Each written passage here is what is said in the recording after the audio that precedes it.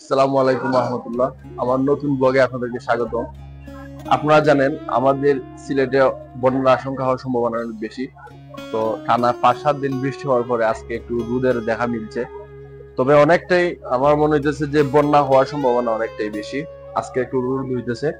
তো আজকে আমি আপনাদের সাথে আছি মোহাম্মদ আমির হোসেন। দেখাবো আমাদের এলাকার মানে সিলেট অঞ্চলের কিছু ফানির দৃশ্য। তো আমার সাথে থাকুন। তো বাসা থেকে বের হয়ে চলে আসলাম এই যে নদীর কিনারায়। এই যে নদীটা দেখতেছেন, এটা আসলে বাংলাদেশ আর ইন্ডিয়ার একেবারে শেষ সীমান্তে এই নদীটা অবস্থিত। এই নদী দিয়ে অনেকাংশে এই যে পানি আসে বাংলাদেশের বাইরের দেশ থেকে। বাইরের দেশ বলতে ইন্ডিয়া থেকে এই নদী দিয়েই পানি আসে। আহ এই ইন্ডিয়া যখন বাংলাদেশে তাদের পানি প্রবেশ করায় তখন এই এলাকাটা প্রায় প্লাবিত হয়ে যায়। আর এই যে রাস্তাটা দেওয়া হয়েছে, এটা আসলে এমন এক রাস্তা, এই রাস্তা দিয়ে সবসময় পানি উঠে, যার কারণে রাস্তাটা এরকম ঢালাই ভাবে এটা বানানো হয়েছে, যাতে পানি কোনো সময় উঠলেও এটা ভাঙে না অথবা এটা নষ্ট না হয় রাস্তাটা। তো আমাদের গত 5-7 দিন ধরে আমাদের বাংলাদেশের যে বৃষ্টি, আমাদের সিলেট অথবা বাংলাদেশের যে পরিমাণ বৃষ্টি আরম্ভ হয়েছে, তাতেই আমাদের অনেক বন্যা হওয়ার আশঙ্কা ছিল। আবার যদি ইন্ডিয়া এই নদী দিয়ে পানি ছাড়ে তাহলে আমরা আমাদের বন্যা হতে বেশি বেশি সময় লাগবে না। তো এটাই আমাদের প্রত্যাশা। এই আমরা আমরা আমাদের দেশ যেন সুন্দরভাবে আমরা সুন্দর শান্তিপূর্ণভাবে এই দেশে চলাচল করতে পারি।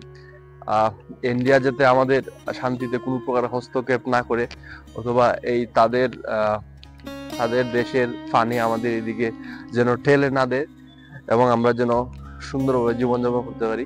এজন্য আমাদের মাননীয় রাষ্ট্রপ্রধানের কাছে আমাদের অনুরোধ, আপনি এটার ব্যবস্থা নেবেন।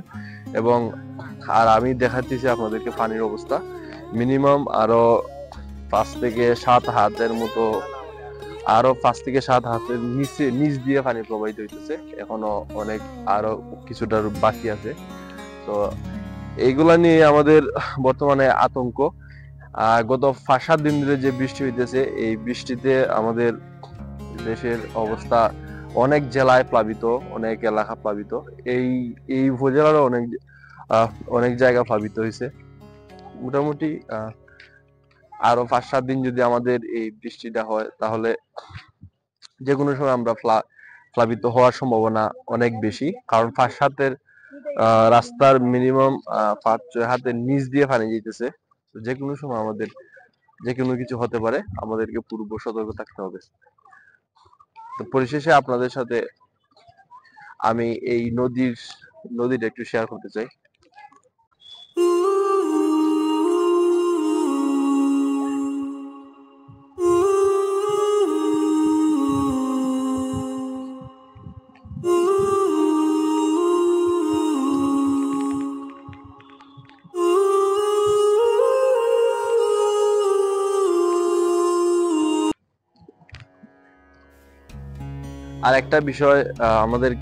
আরেকটা বিষয় আমি আমার ভিউয়ার্সদের জানাই দিতে চাই।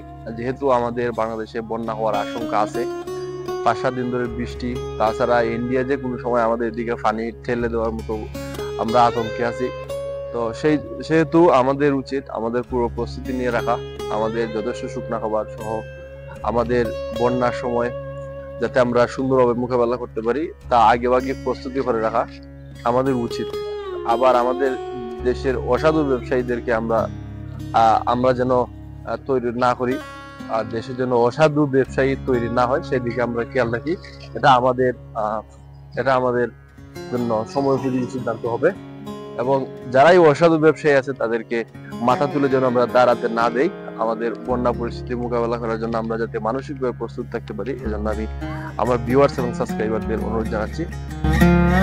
আর সেই সাথে আজকে এই সুন্দর গোয়েন্দারির